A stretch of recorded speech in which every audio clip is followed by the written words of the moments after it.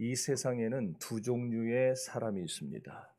인생을 인생답게 가치 있게 사는 사람과 또 인생을 아무렇게나 마구잡이로 사는 그런 사람이 있어요.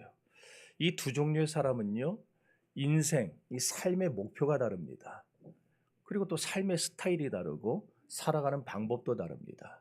그러기에 그 삶의 결말도 서로 같을 수가 없습니다. 세상을 어떻게 사느냐 하는 것은 참으로 중요합니다. 왜냐하면 그 사람의 삶의 방식과 태도에 따라서 그 사람의 인생이 결정되기 때문입니다. 인생은 흔히들 왕복이 아니라 편도라고 말하지 않습니까? 그렇습니다. 우리 인생은 반복적으로 살아볼 수가 없어요. 한번 가봤다가 이거 아닌 것 같다면 다시 가면 좋겠는데 그럴 시간이 없어요, 우리에게는. 그래서 한번 잘못된 인생은 되돌릴 수가 없습니다. 여러분 주변에 그런 사람 얼마나 많습니까? 내가 그때 그걸 하지 말았어야 되는데, 내가 그때 그 길을 가지 말았어야 되는데, 후회하는 사람이 얼마나 많습니까? 그러기에 삶의 목표를 어디에 두느냐, 또 어떻게 사느냐 하는 것은 그런 삶의 방식이 우리에게 참으로 중요하다는 사실을 여러분이 오늘 깨달으셔야 됩니다. 그 사람의 삶의 태도와 방식이 곧 그 사람이 된다는 것을 우리는 우리 주변에서 쉽게 찾아볼 수가 있어요. 1874년 30년간 아프리카 선교사로서 하나님께 받은 귀한 사명을 끝까지 잘 감당한 데이비드 리빙스턴 선교사가 죽자 영국 정부는 리빙스턴의 시신을 웨스트민스터 사원에 안장합니다. 웨스트민스터 사원은요, 왕족만 들어갑니다. 그리고 국가에 가장 큰 공을 세워서 모든 국민들이 다 인정할 수 있는 자들만 들어갑니다. 우리나라 국립묘지 아무나 들어갑니까? 못 들어가잖아요. 네. 웨스트민스터 사원은 그런 곳이에요. 그런데 데이비드 리빙스턴이 거기에 들어가게 된 거예요. 그 관이 그 사원으로 이제 들어갈 때, 사원이라고 그러니까 여러분들 뭐 이상한 우리나라의 무슨 희한한 무당들 뭐 그런 것들 생각하는데, 영국의 웨스트민스터 사원은요, 교회예요. 교회 지하에 그 무덤을 만들어 놓은 겁니다. 근데 이제 거기에 수많은 국민들이 다 나와가지고 지켜보잖아요. 우리나라도 김구 선생님 돌아가셨을 때에 막 국민들이 다 나와가지고 마지막 가는 길 배웅한다고 그랬던 것처럼 많은 사람들이 나서 보고 있는데 유독 한 노인이 막 서럽게 우는 거예요. 얼마나 서럽게는 가족들보다 더 많이 울어요. 도대체 왜 저렇게 울까? 그래서 옆에 있는 사람들이 궁금해서 물어봤어요. 아니 선생님 왜 그렇게 우십니까? 도대체 저분하고 무슨 관계길래 그렇게 우십니까? 그랬더니 그 노인이 그렇게 말하더래요. 나는 저 리빙스턴과 어렸을 때 같은 동네에서 자라나서 같은 학교를 다니고 같은 주일학교를 다닌 사람입니다. 그런데 리빙스턴은 하나님이 인정하는 삶을 살았고 나는 술주정뱅이가 돼서 이렇게 쓸모없는 늙은이로 죽음을 기다리고 있는 이 사실이 너무너무 후회스럽습니다. 그래서 울었다는 거예요. 결국 사람은 자기가 사는 방식대로 되어지게 있다는 말입니다. 이 세상에 우연한 성공, 우연한 실패 결코 없어요. 그 사람의 삶이 그 사람을 만들어내는 겁니다. 그러므로 여러분이 성공하기를 바란다면, 여러분들이 승리하기를 바란다면 여러분의 삶을 승리할 수 있도록, 성공할 수 있도록 바꿔가야지. 그렇지 않고 어제와 오늘이 똑같고 오늘과 내일이 똑같고 계속해서 그렇게 사는 사람은 머릿속에서만 성공하고 싶다. 그럼 뭔 소용이 있어요? 안 되는 거예요. 그래서 무엇보다 내가 어떤 목적으로 살아가야 할 것인가를 세워야 됩니다. 나는 도대체 왜 살아야 되느냐? 어떤 방식으로 살아야 되느냐? 나의 삶의 태도와 방식을 우리는 오늘 바로 세워야 됩니다. 성경은 오늘 우리에게 두 가지 아주 대조적인 삶의 모형을 소개를 해줍니다. 첫 번째는 욥기 8장 7절의 삶입니다. 내 시작은 미약하였으나 내 나중은 심히 창대하리라. 어지간한 교인들 사업장 가면 다 적어 걸려 있어요. 내 시작은 미약하였으나 내 나중은 심히 창대하리라. 원래 그 말씀이 그 뜻은 아닌데 근데 저 말씀처럼 사실 시작은 아주 형편없었고 시작은 보잘것없었는데 가면 갈수록 두각을 나타내고 잘 되고 그렇게 막 복을 받는 사람이 있죠. 처음에는 가난한 집에 태어났어요. 뭐 공부도 잘 못해요. 잘난 것도 없어요. 그런데 그런 사람 중에 위대한 인물이 되는 사람들이 우리 주변에 꼭 있습니다. 미국에서 남북전쟁이 터지기 전에 몇 년 전입니다. 오하이오주에 있는 한 농장에 한 청년이 찾아왔어요. 그리고는 일 좀 하게 해달라고 막 간청을 하는 거예요. 월급도 필요 없습니다. 헛간에서 먹여주고 제어만 주면 열심히 일하겠습니다. 주인 입장에서는 뭐 크게 손해볼 거 없잖아요. 어차피 집안 식구가 있어도 먹여주고 재워주고 해야 될 판에 이 사람은 월급도 안 받고 일한다니까. 그래서 흔쾌히 그 청년을 채용했습니다. 그러던 어느 날 이 농장 주인이 우연찮게 자기 딸과 이 청년이 데이트하는 장면을 봤어요. 둘이 손잡고서는 좋다고 하하하 이러면서 걸어가는 거예요. 그걸 보고 이 농장 주인이 눈이 돌아버렸습니다. 그래서 그 청년을 불러서 감히 내까지 깨 내 딸을 넘봐 그러면서 아주 화를 내면서 이 청년을 쫓아냈어요. 헤어지기 싫다고 울고불고하는 딸을 이웃집 농장 주인 아들과 결혼을 시켰습니다. 사람은 자기하고 비슷한 사람하고 만나야 돼 이러면서 결혼을 시켰어요. 30년의 세월이 흘렀습니다. 농장 주인도 노인이 됐어요. 어느 날 이제 헛간이 필요 없어서 그걸 다른 걸 만들려고 정리를 하러 들어갔어요. 정리를 하는데 30년 전 그 청년이 엉겹결에 쫓겨나면서 이제 두고 간 물건들이 있었던 거기에 성경책이 하나 딱 있었는데 성경책 표지를 딱 열어보고 이 노인은 까무라쳤습니다. 거기 적힌 이름이 바로 제임스 A. 가필드, 미국의 제20대 대통령입니다. 니까짓 깨감히 내 딸을 넘봐? 그러고 쫓아낸 그 청년이 미국의 대통령이 됐어요. 여기 예비 시어머니, 예비 장모님 계시죠? 에? 자녀들 결혼시킬 때 결혼 상대자의 지금 모습 보고 좋아하지 마세요. 야, 잘생겼네. 야, 직장도 반듯하네. 야, 참 괜찮네. 교회 안 다니는 것만 빼면 참 좋네.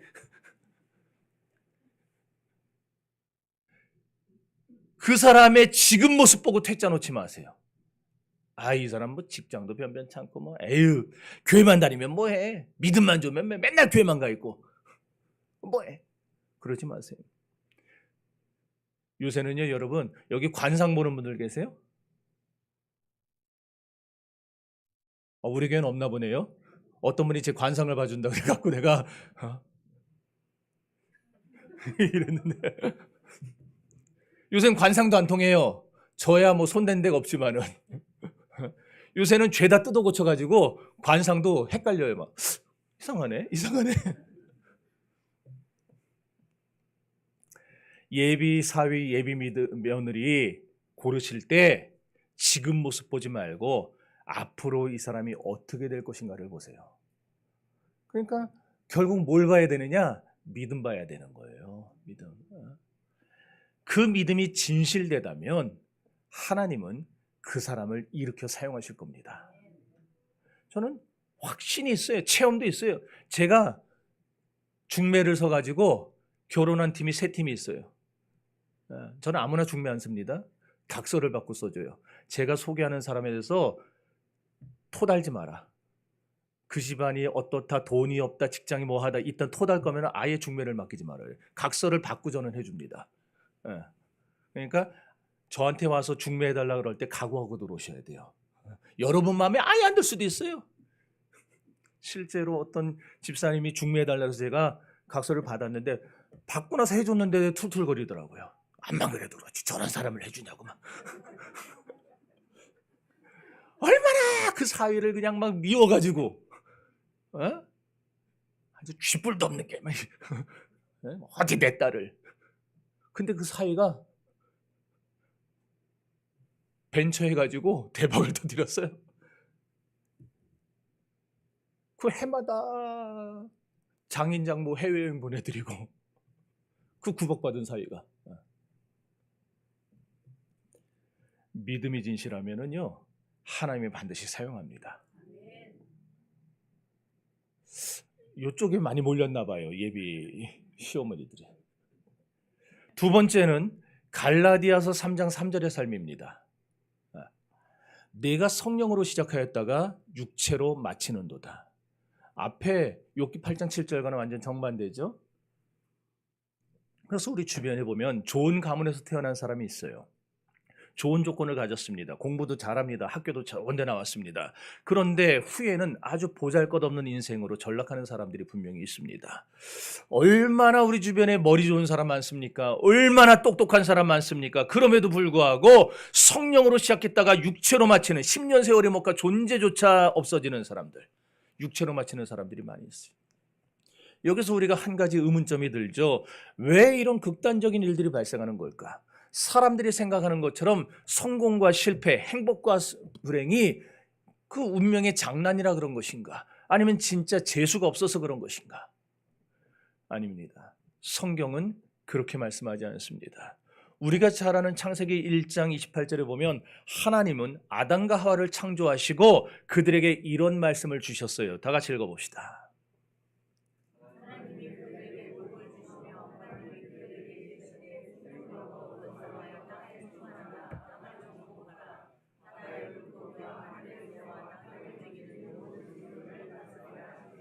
아멘. 하나님이 여기 보면 복을 주셨다 그랬어요. 그들에게 복을 주시며 이르시되, 복을 주셨다는 말은 모든 인간을 다 대등한 존재로 창조하셨다는 말이에요. 그러니까 여러분, 사람과 사람이 내가 너보다 나, 이게 성립이 될 수 없어요. 하나님이 애초에 우리를 대등한 존재로, 동등한 존재로 창조하셨어요. 물론 기능 면에서는 차이가 있어요. 어떻게 여자가 남자가 하는 일을 할 것이며 어떻게 몸이 약한 사람이 몸이 강한 사람이 하는 일을 하겠습니까? 그러잖아요. 기능 면에서는 차이가 있어요. 그러나 본질 면에서는 똑같아요. 그러니까 여러분, 서로가 서로를, 우리 교회 안에 있는 이 사람들을 서로 보면서 당신이 나보다 더 나은 사람입니다, 이런 고백을 할 수 있는 여러분이 될 수 있기를 바랍니다. 그러니까 그렇지만 사실 보면은 그 사람의 그 기능조차, 그 사람의 능력조차, 그 사람이 가진 그런 어떤 재능조차 사실은 큰 차이는 아니에요. 별로 크지는 않습니다. 그러니까 거기서 거기. 오늘 여러분의 능력에는 큰 차이가 없어요. 누구를 막론하고 하나님이 여러분에게, 모두에게 성공할 수 있는 복을 주셨고 능력을 주셨어요. 그러면 왜 우리는 이렇게 동등하게 태어났는데 어떤 사람은 성공하고 어떤 사람은 실패하는가? 그 이유는 아까 처음에 말씀드렸듯이 그 사람이 삶에 대해 가지고 있는 태도와 방식의 차이 때문입니다.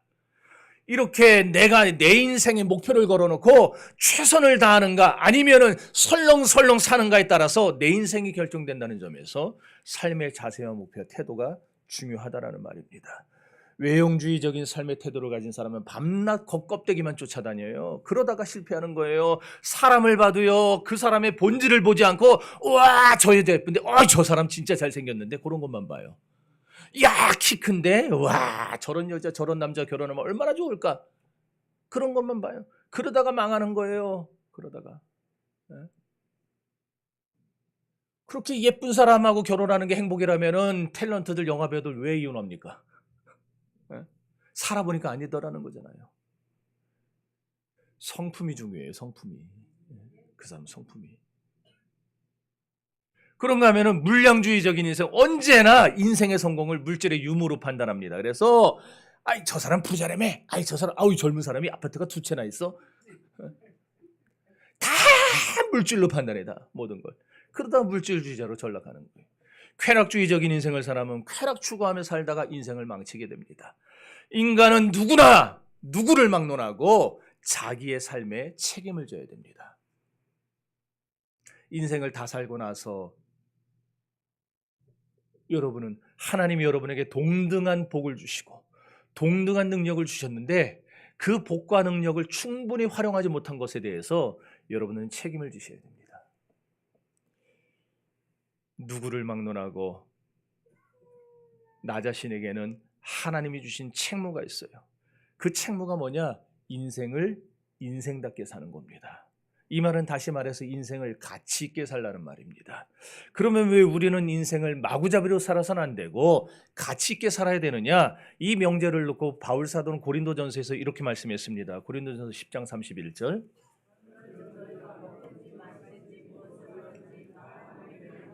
고린도전서 6장 19절.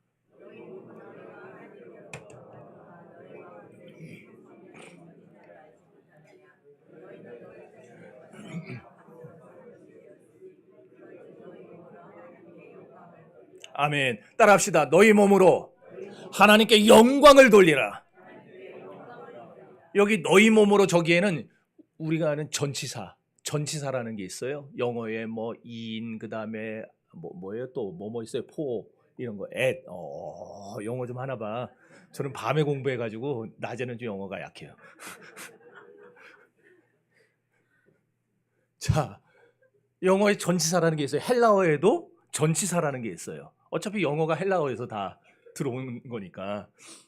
근데 이 n이라고 하는 전치사는 뭐냐면은 어디 안에서라는 뜻도 있지만 무엇을 가지고라는 뜻도 있어요. 그러니까 여기 너희 몸으로, 이 말은 너의 몸을 가지고라는 뜻이에요. 너희의 몸을 가지고. 그러니까 하나님께 영광을 돌려야 되는데 뭘로 영광을 돌려야 된다는 거예요? 우리 몸으로 영광 돌려라. 사람들은 말합니다. 내 마음을 하나님께 바칩니다. 하나님, 내 마음을 받아 사용해 주세요. 아니에요. 잘못됐어요. 우리는 마음이 아니고 몸으로 하나님께 영광을 돌려야 됩니다. 왜? 내 보물 있는 그곳에 내 마음도 있느니라. 우리의 몸으로 하나님 앞에 나아가면 우리 마음은 따라 나오게 되어 있어요. 내 몸이 나오지 않고 내 마음만 받아주세요. 아무짝에도 소용없어요. 내 몸이 나가지 않는 한 아무짝에도. 그러니까 여러분의 삶의 스타일로, 여러분의 몸으로, 여러분의 물질로 하나님의 영광을 위해 살아드려야지, 마음만 드리고 몸은 안 드린다면 그 사람은 비성경적으로 사는 사람이에요. 그러니까 여러분이 그렇게 성경적으로 살고 싶다라면 마음만 드리지 마세요. 몸을 드리세요. 여러분의 아멘이 확 죽는 거 봐. 몸으로 드리라니까. 우리의 몸으로 하나님 앞에 영광 돌릴 수 있기를 바랍니다. 그럼 우리 몸으로 하나님께 영광을 돌리는 삶을 살려면 어떻게 해야 하는가? 어떤 삶의 방식과 태도로 사는 것이 중요한가? 저는 솔직히 여러분이 성공하기를 바랍니다. 아멘한 사람만 성공할 줄 믿습니다. 여러분이 부자 되기를 바라요. 솔직히. 부자 돼서 우리 교회 좀 이렇게 좀 잘 되길 바래요. 지도자가 되기를 바래요. 차도 지금은 없어져. 티코 마티즈 같은 거 타지 말고, 여러분 제네시스 G90 같은 거 타고, 그 다음에 벤틀리 같은 것 좀 타고, 또 뭐 있어요? 비싼 거, 또 뭐 롤스로이스 그런 것도 좀 타고, 이렇게 좀 타는 사람도 됐으면 좋겠어요. 가망성이 없다 생각하니까 아멘은 안 하잖아요. 이래서 환장하는 거예요. 목사는 이렇게 얼마나 좋은 기회입니까? 이렇게 되기를 바랍니다 할 때 아멘 했으면은 하나님이 그렇게 되도록 만들어 주실 텐데, 우리 이복범 주사님 뭐 하시는 거예요 도대체?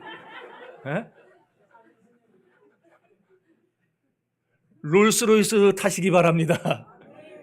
지금 이러니까 우리 목사님이 갑자기 오늘 설교에 저렇게 세상적으로 나갈까 이런 사람이 있는데, 그거 탈 때 저도 하나 사주시고.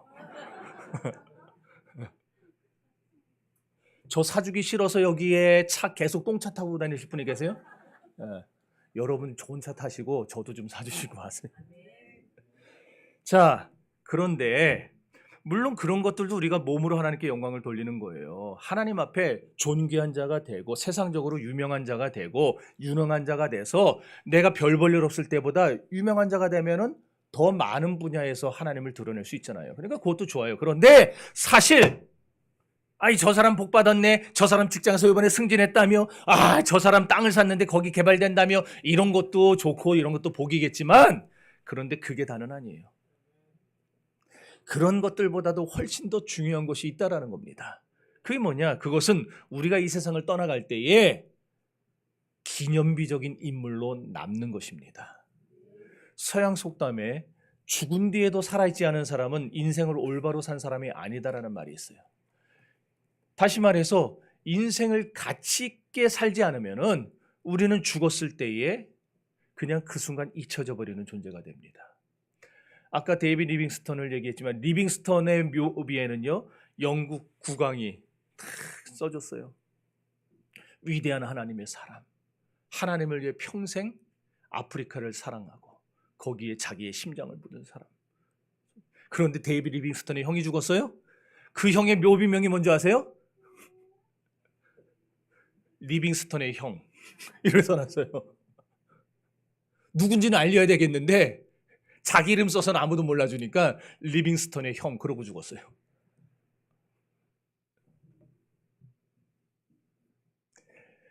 여러분 돈 버는 거 좋습니다. 성공하는 거 좋습니다. 지도자 되는 거 좋습니다. 전 여러분이 진짜 그렇게 되기를 바랍니다. 그러나 그것보다 더 중요한 거 인생을 가치 있게 사는 여러분이 되시기를 바랍니다. 히브리서 기자는 히브리서 11장에서 아벨에 관하여 이렇게 말을 합니다.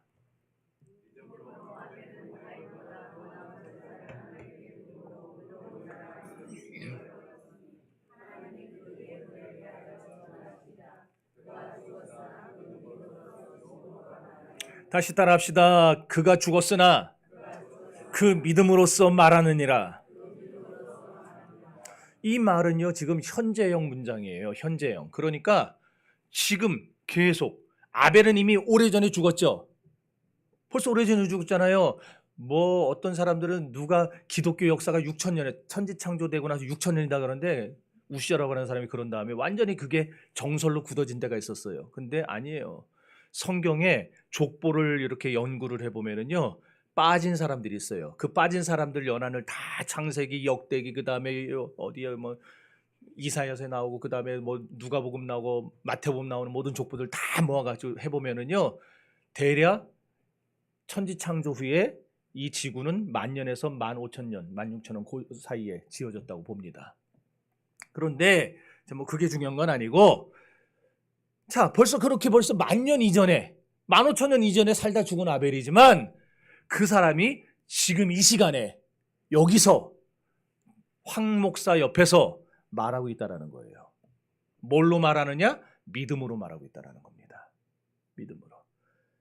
그래서 오늘 여러분이 진정 가치 있는 삶을 살고 싶고 정말 인생을 인생답게 살고 싶다라면은 여러분은 어떻게 살아야 되느냐? 믿음으로 살아야 됩니다. 전도서는 그런 면에서 우리의 인생의 삶을 가치 있게 살 수 있는 방법을 보여주는 거예요.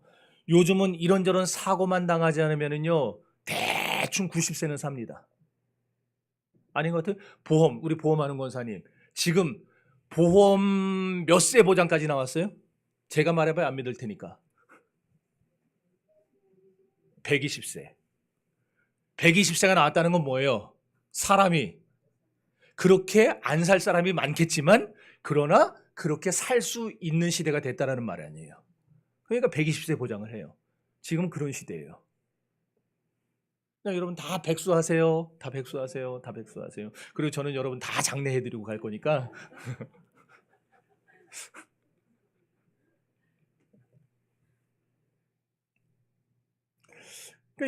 근데 오래만 살면 뭐 할 거냐고요. 오래만 살면 뭐예요? 경로당 가지고 쌌다 이거 할 겁니까? 이거 할 거냐고요. 저희 장모님이 경로당을 갔다가 그거 하는 모습 보고 그 다음 날로 돌아와 버렸대요.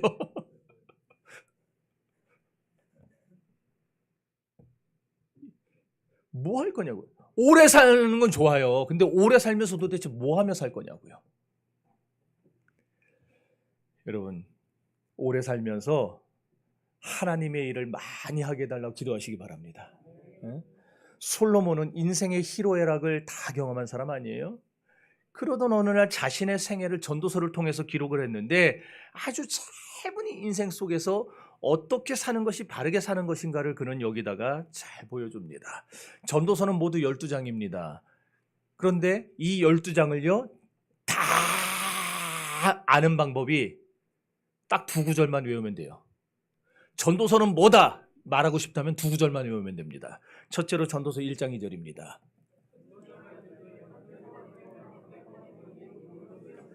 자, 뭐예요? 모든 게 다 헛되다. 요거 하나만 외우면 되고, 다음에 전도서 12장 13절.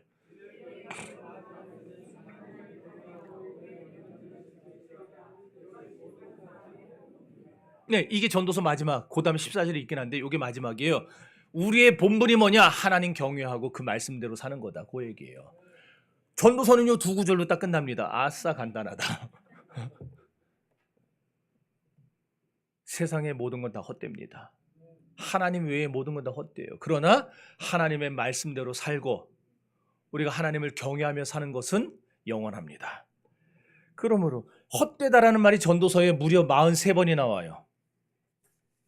헛되다는 말은요, 불교의 개념이 아니에요. 뭐 공수래 공수고 그런 개념 아니에요. 헛되다라는 말은 기독교에서 나온 건데 이게 기독교에서 잘 안 쓰다 보니까 엉뚱한 데서 갖다 쓰는 거예요. 자비라는 말도 원래 우리 기독교 단어예요.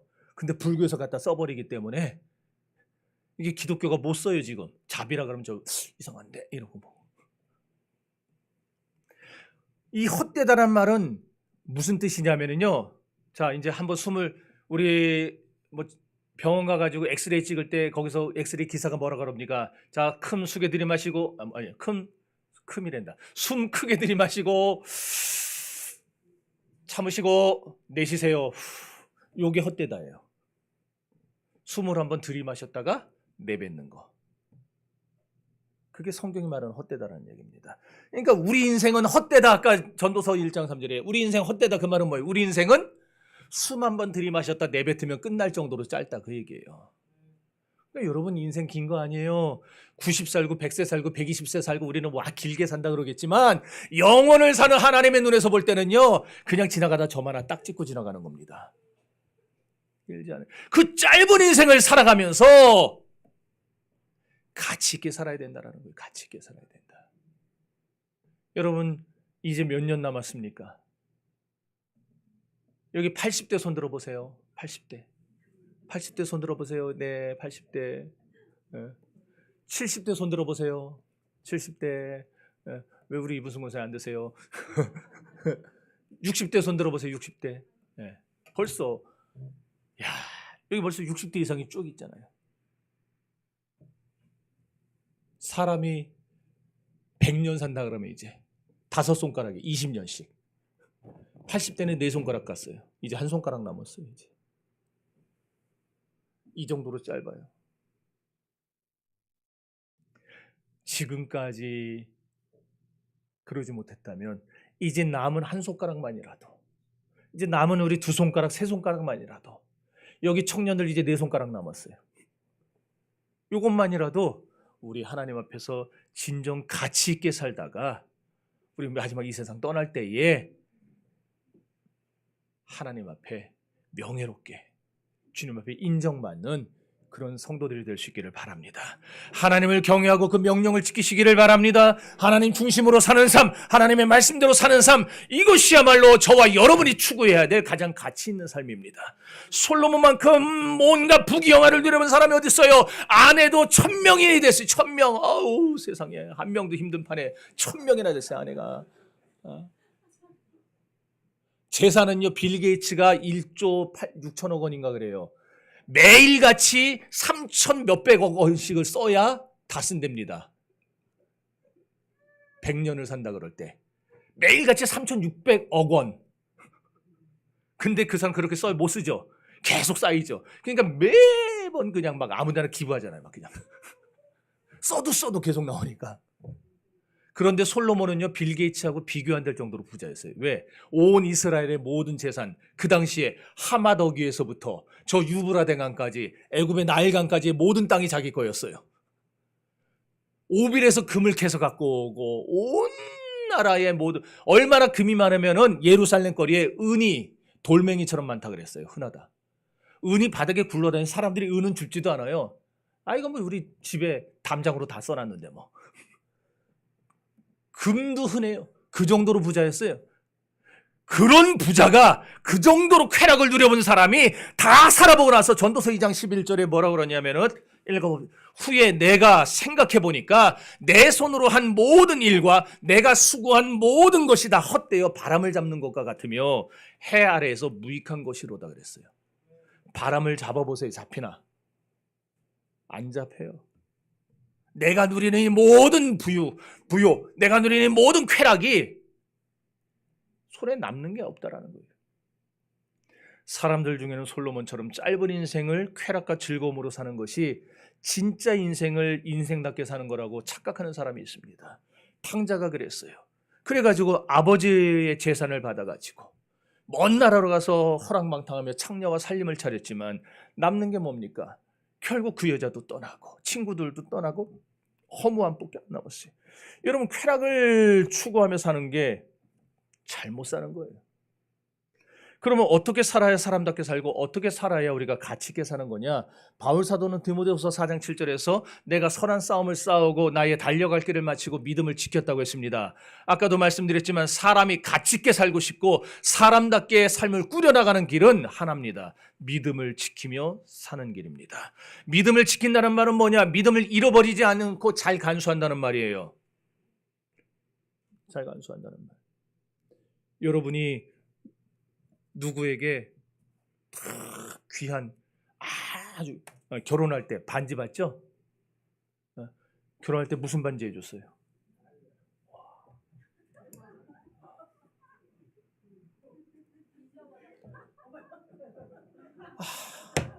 어디서 잃어버렸어요? 내가 거기서 찾게. 다이아 반지 껴줘. 자, 소중히 여겨야 되는데 저렇게 잃어버리는 사람이 있다고 저렇게. 나에게 선물을 줬어요. 그러면 잘 간직을 해야죠. 그게 믿음을 지킨다는 말이에요. 믿음대로 산다는 말이. 하나님이 내게 주신 믿음을 내가 갖고 싶어서 가져요? 아니잖아요. 믿음은 선물이에요. 하나님이 내게 주신 선물 잃어버리지 않게 아주 잘 간직하며 사는 거, 그게 믿음을 지키는 겁니다. 여러분, 우리 정신교회 성도들은 믿음 잘 간수하시기를 바랍니다. 이건 또 다시 말하면 운동선수가 경기 규칙에 따라서 경기를 해야 되는 것처럼 신앙의 규칙과 룰에 따라서 신앙생활하는 걸 말합니다.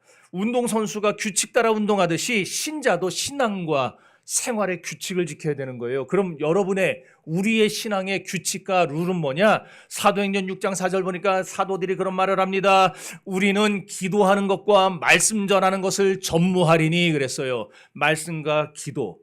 신자의 생활에, 신자의 신앙에 가장 기본이 되는 룰과 규칙이 뭐냐? 바로 매일 기도하고 매일 말씀을 묵상하면서 하나님 중심으로 사는 것이 우리 신앙의 규칙입니다. 자, 그러면 여기 매일 이 규칙 지키며 사는 사람 손 들어보세요. 왜 안 드세요? 없어요? 네. 들어보시라니까? 안 지키는 사람 손 들어보세요, 그러면. 희한하네. 아무튼 말은 참 징그럽게들 안 들어. 하여튼 들어보라 그러면 들어봐야 되는데. 자, 그러면 창피해서 못 들겠는 손 들어보세요.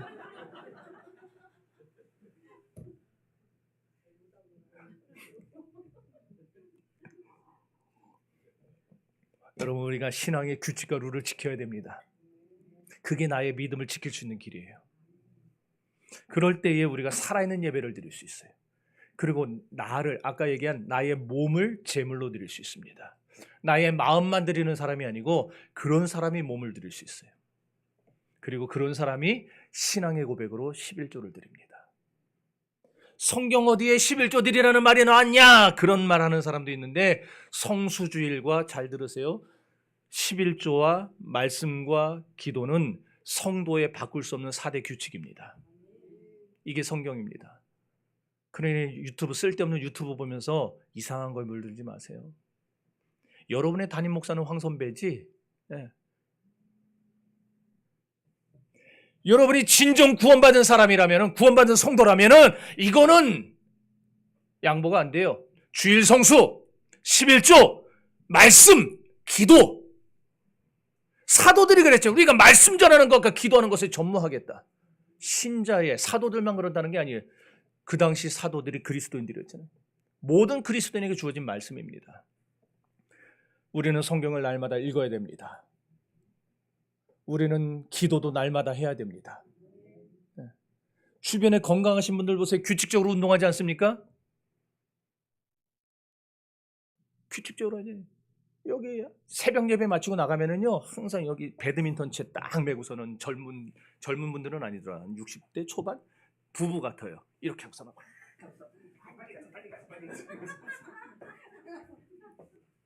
새벽부터 이거 하겠다고. 그 왜 그래? 매일같이. 매일 만나요, 나가면은. 이제는 다음 주 만나면 아는 척 좀 하려고. 왜 매일 가겠어요, 그 사람이? 건강 지키려고 하는 거 아니에요? 운동도 규칙적으로 하는 사람이 건강하잖아요. 마찬가지예요. 우리가 신앙도 규칙적으로 훈련해야 돼요. 신앙도 규칙적으로 영적인 운동을 해야 우리 신앙이 자라는 거예요. 밥도 먹었다 안 먹었다 하면 키가 안 자라요. 애는 매일 먹어야 키가 영양분이 가서 자라는 것처럼. 돈 들어갈 때만 따고 11조 때 먹고, 시간 없다고 성경 안 읽고, 집 가까운 교회 간다고 본교회 안 나오고, 그런다고 또 거기 잘 다니느냐? 그것도 아니에요. 내가 보면은. 본교회 안 나오면서 딴 교회 가겠다? 가까운 교회 가겠다? 난 지금까지 그러면서 제대로 매주 한 번도 안 빠지고 그 교회 나간 사람 한 번도 못 봤어요. 나는. 신앙의 룰을 지켜야 돼요. 신앙의 룰. 우리가 하나님을 믿는 믿음 생활을 내 삶의 근간으로 삼아서 하나님 중심으로 살 때 하나님이 내 생활을 뻑뻑하지 않게 해주세요. 기름칠을 해주세요. 자전거 기름칠해야 페달이 잘 돌아가는 것까지. 그럼 왜 우리가 믿음으로 하나님 중심으로 살아야 하느냐? 우리 믿음의 주체가 되시는 창조주 하나님. 이 하나님 창조주요, 심판주요, 삶의 주권자이기 때문이에요. 하나님이 우리의 삶을 이렇게 좌우하시기 때문에 우리가 하나님을 믿고 하나님을 의지해야 하는 겁니다. 히브리서 11장 6절 읽어봅시다.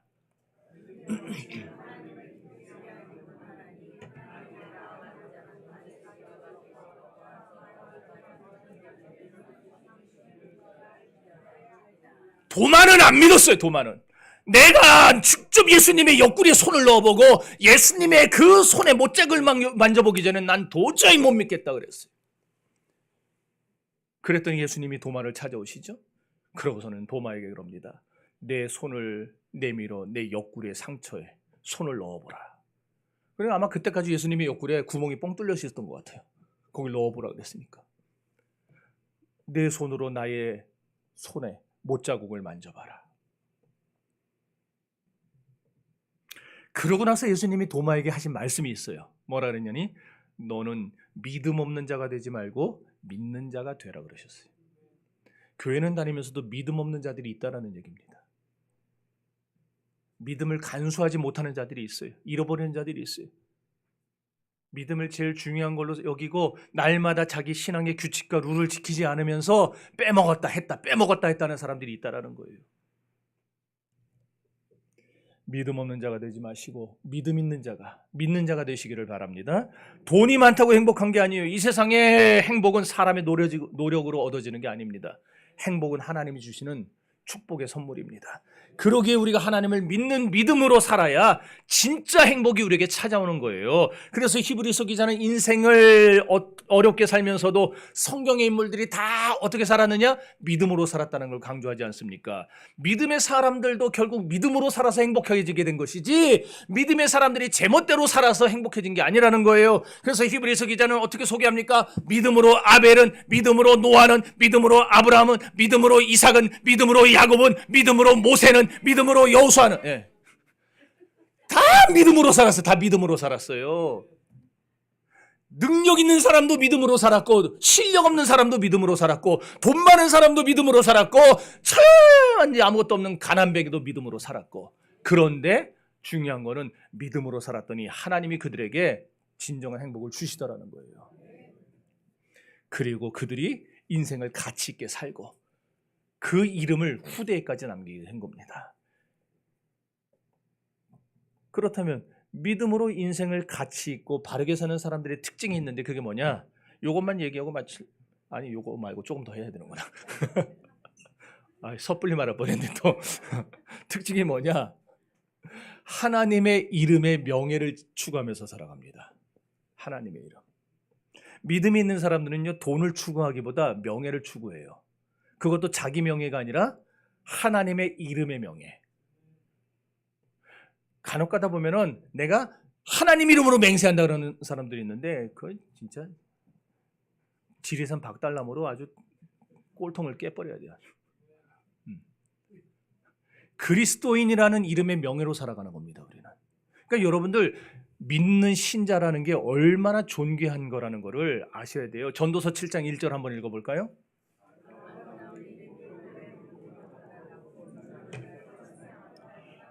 아멘. 여기 보니까 이름이라는 거 히브리 말로 쉔이라는 말, 쉔. 그 사람이 가진 실상 전체를 말합니다. 그러니까 그 사람이 가진 성격, 그 사람이 가진 인격, 그 사람이 가진 능력, 그 사람이 가진 기능, 이 모든 걸 다 통틀어서 지금 이름이라 그러는 거예요. 그러므로 성경에서 예수님이 내 이름으로 구하라 그리하면 이루리라 그러셨거든요. 거기서 말하는 것도 결국 뭐냐면은 예수님은 우리가 구하면 예수님의 신격 전체로, 예수님의 능력 전체로, 예수님의 그 창조적인 권세로 우리의 기도를 이루시고 축복해 주시겠다는 얘기예요. 그러므로 신자는 언제나 뭘 추구해야 되느냐? 아름다운 이름을 추구해야 됩니다. 다시 말해서 신자는 명성을 얻어야 되는데 하나님의 사역을 위한 명성을 쌓으며 살아가야 됩니다. 다시 말해서 교회 안에서만 신자로 살지 말라는 얘기예요. 교회 안에서는 장로님이고 집사님이고 권사님이고 성도님인데 세상에만 나가면 이러지 말라는 거예요. 세상에만 나가면은. 여러분이 어디를 가든지 교회 밖에서도 무엇을 하든지 명성이 나타날 정도로 하나님의 이름의 영광을 위하여 살아야 됩니다. 여러분이 티를 안 내도 나가면은요 사람들이 알아봐요. 다 얘기를 다 전해더라고. 저 사람은 교회 다닌다고 그러지 않았어? 제가 가면은요 저는 티를 안 내는데도 그래서 항상 조심해요. 딱 조금 이렇게 그래서 간을 보면서 말을 이렇게 서로 대화를 합니다. 그럼 벌써 딱 저쪽에서 어제도 보험 들으라고 전화가 온 거예요. 전화로 보험 들으라고 하잖아요. 내가 거기서 됐습니다 하고 딱 끊어버렸으면 얼마나 무례한 사람들이 얘기하는데 뭐라 그러는지 알아요? 목사님 저도 사실 교회 다녀요 이러는 거예요. 그래서 내가 나 목사인 거 어떻게 알았어요? 그랬더니 아니 왜 나는 허락도 안 한 것 같은데 언제적 허락했는지 내가 뭐 마케팅 뭐 하려고 하는데 동의했다고. 그러니까 보험사에 내가 직업이 목회자라고 썼더니 그게 다 퍼진 거예요. 다. 그래서 이제 웬만한 사람 전화하면은 얘기하다가 목사님 좀 도와주세요. 그래서 저는 어디 가서 뭐 살 때도 절대 화 안 냅니다. 네. 그럼 그러다 보면 꼭 물어요. 목사님이시죠? 얼굴에 써 있어요?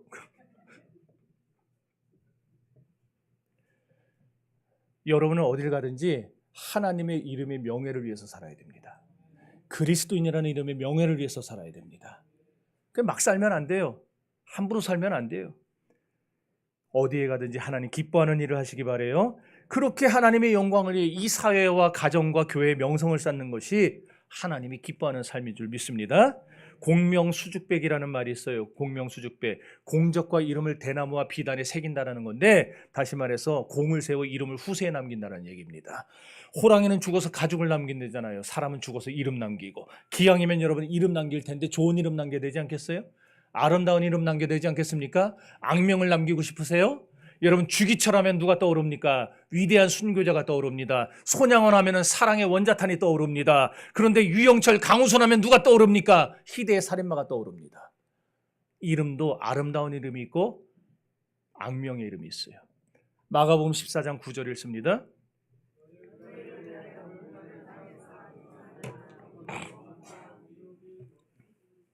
마가복음 14장 9절인데 그게 나와요?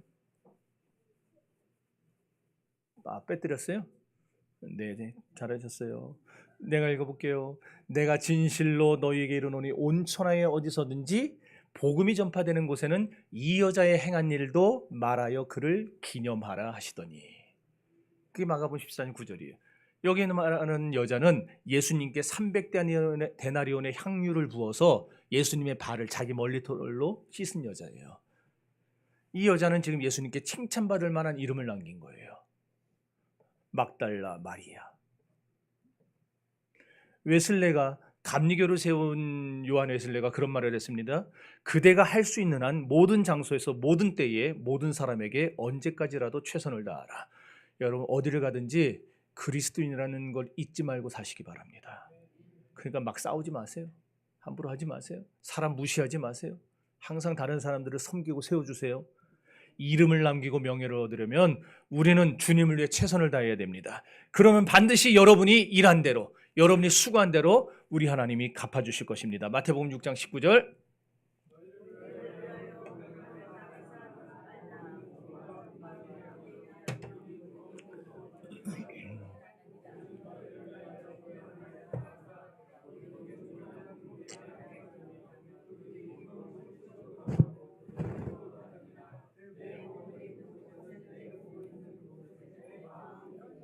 아멘. 우리가 그러니까 하나님 앞에 헌금을 드릴 때도요, 그것은 물질을 드림으로써, 내 몸을 드림으로써 하나님을 향한 내 마음도 드리는 거예요. 내 사랑의 마음도 같이 따라가는 겁니다. 11조를 드릴 때도 그 11조 그냥 단순한 11조가 아니에요. 거기에는 내 신앙의 고백이 물질로 표현되어진 겁니다. 또 내가 주님의 교회에 나와서 여기서 기도할 때에 민족을 위해 기도하고 주님을 사랑하고 하나님의 영광을 위하여 살겠다고 하는 나의 사랑의 다짐이 이 기도 속에 묻어서 나오는 거예요. 그러니까 여러분들, 우리가 하는 모든 것, 주님을 위해 기도하고 봉사하고 주님을 위해서 헌신하고 식당에서 우리가 국수 삶고 하는 이 모든 것 다 우리의 몸으로 할 때에 하나님이 거기에 우리의 마음까지도 받아서 주신다는 거, 그걸 기억하시기 바라요. 네. 존스 호킨스, 미국에 있는 존스 호킨스 대학 유명하죠? 그 대학병원에 어떤 죽어가는 여자가 실려왔어요. 하워드 켈리가 그 당시 병원장이었는데 그 여자를 딱 보더니 자기 병원에서 유능하다고 하는 모든 의사들을 다 불러 모았습니다. 그런 경우가 잘 없잖아요. 병원에서 내놓으라 하는 유능한 의사는 다 불러 모았어요. 그리고 무슨 수를 써서 이 여자 살려라. 천만다행으로 수술이 잘 됐어요. 그래서 병에서 나서요. 회복이 다 돼서 퇴원 수속을 하는데 세상에 병원비가 수만 달러가 나온 거예요. 엄청나죠. 그런데 간호사가 그 뒷장을 보세요. 그래서 뒷장 딱 보니까 이 여자가 간에서 눈앞이 캄캄했는데 거기에 뭐라 써 있냐면은 병원장이 하워드 켈리가 손글씨를 적어놨어요. 20년 전 내가 가난한 고학생이었을 때 당신이 내게 준 우유 한 잔으로 치료비를 대신합니다. 20년 전 돈이 없어서 내가 지금 학교를 포기할까? 내가 그냥 인생을 그냥 자살로 끝내버릴까? 고민하고 있던 때에 이 여자가 우유 한 잔을 줬어요. 그러니까 이 남자가 나는 돈이 없는데요. 그랬더니 우리 엄마가 남에게 베풀 때는 절대로 대가를 바라지 말고 주라 그랬어요. 그 여자 얼굴을 기억하고 20년 뒤에 죽어가는 여자를 살린 거예요.